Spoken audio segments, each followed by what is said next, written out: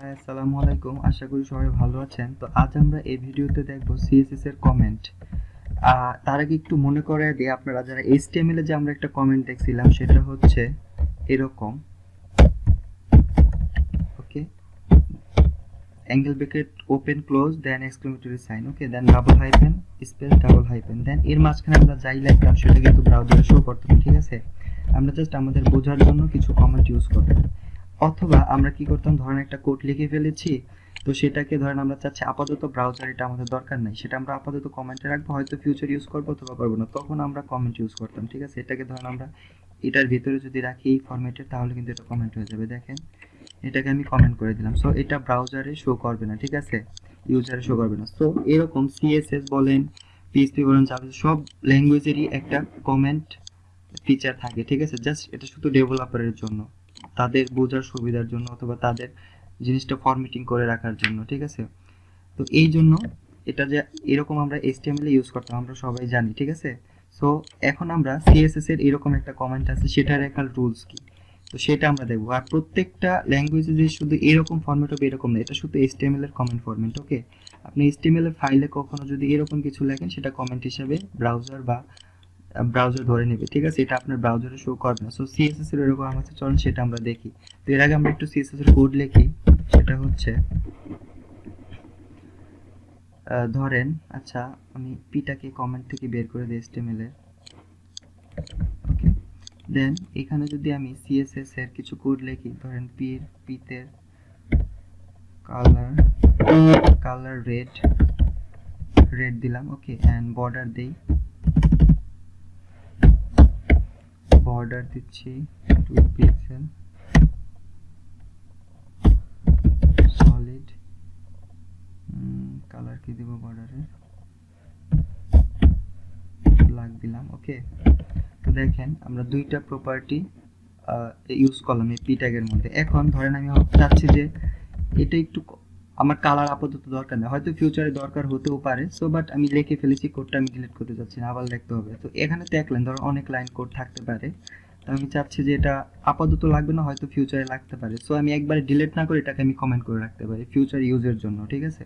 তো তখন আপনি কি করবেন, ফার্স্টে যদি সিএসএস এ কমেন্ট করতে চান, সেটা রুলস হচ্ছে ফার্স্টে একটা স্ল্যাশ দেন, দেন হচ্ছে আপনি একটা স্টার সাইন, দেন স্পেস, আবার স্টার সাইন, আবার স্ল্যাশ, ওকে।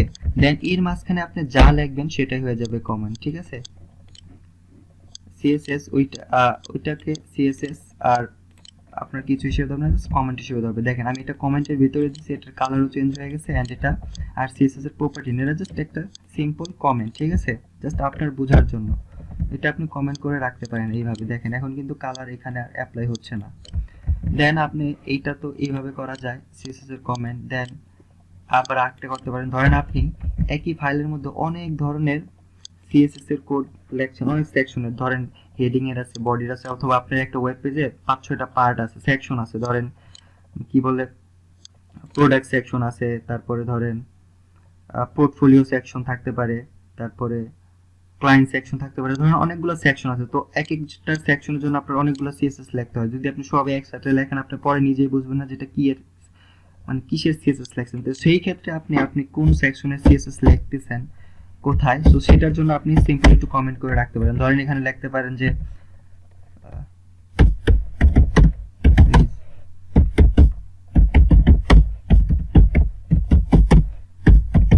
ঠিক আছে? সো এখানে ধরেন প্রোডাক্ট সেকশন সিএসএস আপনি লিখবেন, এর নিচে যত সিএসএস আছে এইখানে এইভাবে লিখলেন, ধরেন এই প্রোডাকশন সিএসএস এর ধরেন এই পর্যন্ত আসলো, আসার পরে আবার ধরেন আপনি আরেকটা সেকশন শুরু করলেন, তখন আপনি একটা কমেন্ট দিয়ে নিতে পারেন এখানে, তারপর থেকে আপনি লিখতে থাকেন, ঠিক আছে? যে এখানে ধরেন দেন যে কি বলে প্রোডাক্ট সেকশন থাকতে পারে, দেন হচ্ছে পোর্টফোলিও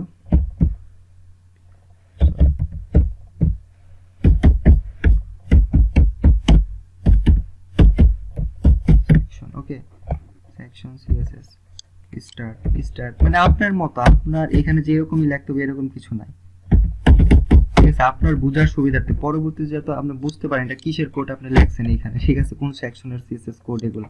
সো এরকম নিজে বোঝার সুবিধার্থে যা লিখলে আপনার সুবিধা হয় সেটাই আপনি এখানে এইভাবে কমেন্ট করে রাখতে পারেন, ঠিক আছে? বাট এটা আপনার ব্রাউজারে শো করবে না, কোনো সিএসএস ইফেক্ট করবে না। এটা জাস্ট শুধু ডেভেলপার ডিজাইন তাদের বোঝার জন্য, ঠিক আছে? এইরকম কমেন্ট আপনাকে হেল্প করবে। সো এইখানে তারপরে ধরেন আপনি পোর্টফোলিও সেকশনের সিএসএস গুলো এখানে আপনি লিখতে থাকেন, ঠিক আছে? যত সিএসএস আছে আর যত প্রপার্টি আছে, দেন আবার আপনার এটা শেষ, তো আবার আপনি নতুন একটা সেকশন শুরু করলেন এভাবে। মানে আপনার বোঝার সুবিধার্থে যেখানে যত কমেন্ট লাগে আপনি ইউজ করতে পারেন, ঠিক আছে? জাস্ট এই ফরম্যাটে ফার্স্টে একটা স্ল্যাশ, দেন স্টার সাইন, দেন আবার স্টার সাইন, দেন আবার স্ল্যাশ, আর এর মাঝখানে আপনি যত লেখা লেখেন এগুলোই কমেন্ট থাকবে সিএসএস। ওকে, সিম্পল। এখন আপনি কোথায় ইউজ করবেন, কিভাবে ইউজ করবেন, কি লিখবেন কমেন্ট, এটা আপনার বিষয়, ঠিক আছে? আশা করি কমেন্টের ব্যবহার এন্ড কমেন্ট লেখার সিএসএস রুলটা বুঝতে পারছেন, ঠিক আছে? আর প্রত্যেকটা ল্যাঙ্গুয়েজের কিন্তু এরকম একটা কমেন্ট ফিচার থাকে, ঠিক আছে? জাস্ট ডেভেলপার বা ডিজাইনের সুবিধার জন্য এটা। দেখেন HTML এরটা এরকম ছিল, CSS টা এরকম ছিল। সো আপনারা যদি আবার কোনো নতুন ল্যাঙ্গুয়েজ শিখেন সেখানেও আপনি কোনো না কোনো কমেন্টের কোনো রুলস পাবেন, ঠিক আছে? ধরেন আপনি দেখানো একটু বলে যাবেন PHP এর কমেন্ট থাকে, এগুলো দেখি এখন মাথা নষ্ট করে লাভ নাই, ঠিক আছে? সো প্রত্যেকটারই একটা নতুন কমেন্টের একটা রুলস থাকে, ঠিক আছে? জাভা, jQuery বলেন, দেন PHP বলেন, সবটারই একটা কমেন্টের রুলস আছে আর কমেন্ট আছে। ওকে, আশা করি কমেন্টের বুঝতে পারছেন। এটা দরকার হলে ইউজ করবেন। ভালো থাকুন, সুস্থ থাকুন, দেখা হবে পরবর্তী ভিডিওতে নতুন কোনো সিক্সেসের সাথে। আল্লাহ হাফেজ।